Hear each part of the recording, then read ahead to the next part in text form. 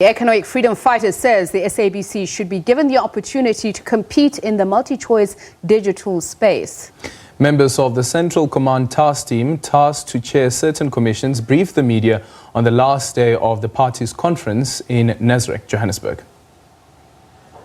The last day of the EFF's National People Assembly, over 3,000 delegates adopted a number of resolutions. In its discussion documents on media, the EFF was calling for an even playing ground for the public broadcaster.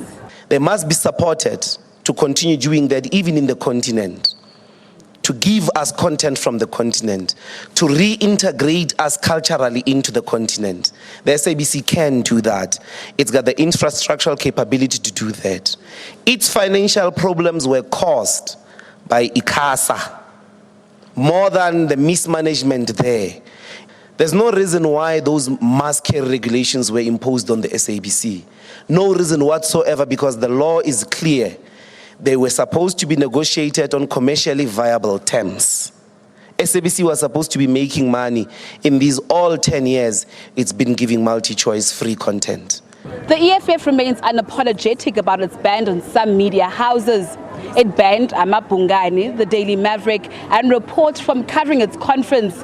The party called for the strengthening of self-regulatory bodies that will hold journalists accountable. Our attitude is very different, guys, in relation to the problems we have with the media, that you need to strengthen self-regulatory mechanisms amongst yourselves that isolate intelligence or intelligence operatives.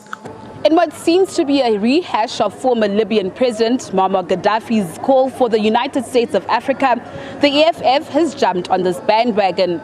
We are advocating for a united Africa, which is one Africa, one currency, one passport. Moving on from this conference, it will now be upon the newly elected leadership of the party and the Central Command team to set out and implement the Red Berets' vision as they gear up for the local 2021 elections.